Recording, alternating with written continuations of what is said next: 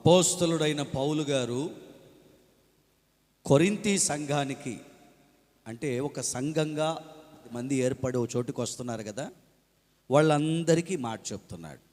ఏమని అంటే, మీ ద్వారా సంఘానికి క్షేమం కలగాలి. ఎలా క్షేమం కలుగుతుందో దాన్ని తెలుసుకొని, ఆ క్షేమం కలిగే విషయాలు మీరు నేర్చుకొని ఎప్పటికప్పుడు మీరు ప్రయత్నం చేయండి. సంఘం బాగుండాలి. ఏం బాగుండాలి చెప్పండి? ఏం బాగుండాలి?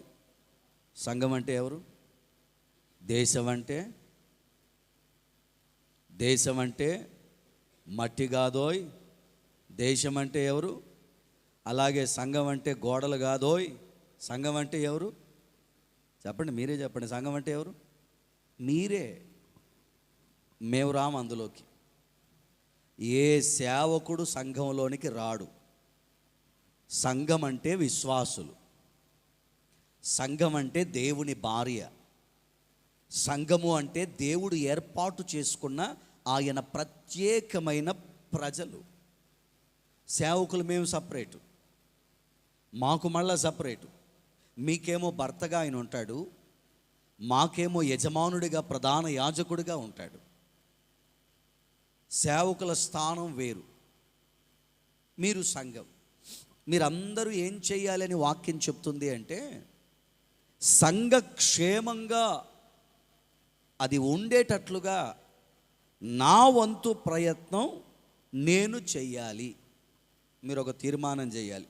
ఏమని అంటే, దేవా, నాకు హదస్సా చర్చిలో స్థానం ఇచ్చావు, నాకు ఇక్కడ ఒక సహవాసం ఇచ్చావు. నేను బ్రతికినంత కాలం నా వల్ల కానీ, నా పిల్లల వల్ల కానీ, నా కుటుంబం వల్ల కానీ ఈ సంఘం క్షేమంగా ఉండాలే తప్ప, ఈ సంఘానికి నా వల్ల కానీ, నా పిల్లల వల్ల కానీ, నా కుటుంబం వల్ల కానీ పొరపాటున కీడు రాకూడదు అని మీరు తీర్మానం చేయాలి. ఇలా చేయబెట్టుకొని చెప్పండి. నా వల్ల కానీ, నా కుటుంబం వల్ల కానీ, నా పిల్లల వల్ల కానీ ఈ సంఘానికి క్షేమమే కలగాలి తప్ప కీడు పొరపాటున కలగకూడదు.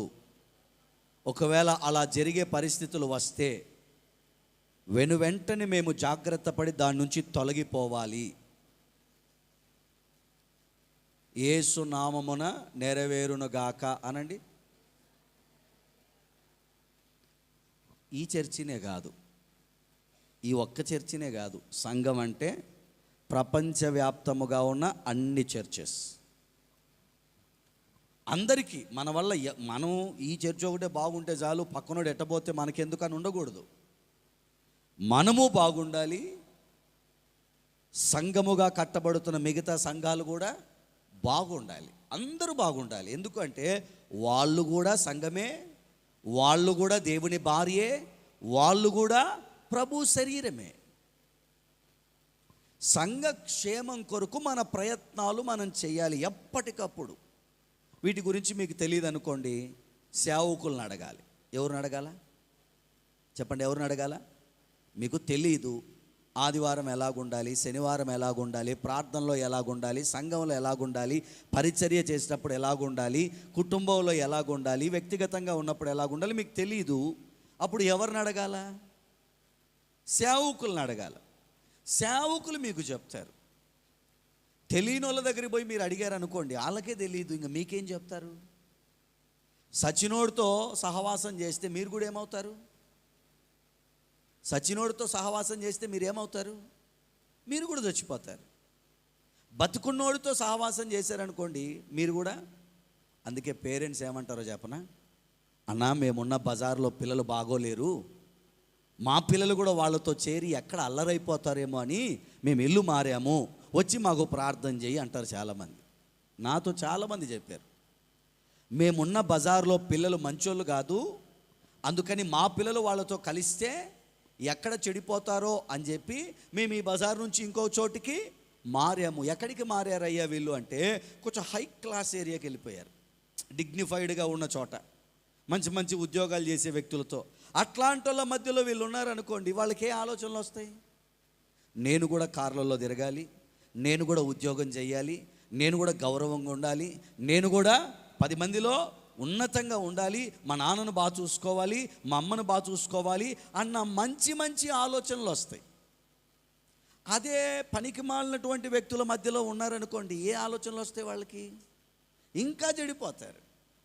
అందుకని సంఘ క్షేమం కోసం మీరు ఎవరితో సహవాసం చేయాలా చెప్పండి? ఎవరితో? సమయం దొరికినప్పుడల్లా సేవకుల దగ్గరికి రండి. ఎవరి దగ్గరికి పోమాకండి. ఎవరి దగ్గరికి రావాలా చెప్పాలి? ఎవరి దగ్గరికి?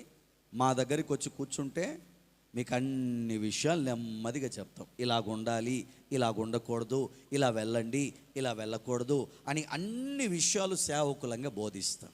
ఎందుకంటే మమ్మల్ని బోధించడానికే ఈ భూమి మీద దేవుడు నిలబెట్టాడు. దేవునికి స్తోత్రం కలుగును గాక. చెప్పండి గట్టిగా హల్లెలూయా. దేనికోసం మీ ప్రయత్నం? మీరు దేనికోసం ప్రయత్నం చేయాలా? చెప్పండి సంఘం క్షేమంగా ఉండడం కోసమే మన ప్రయత్నం.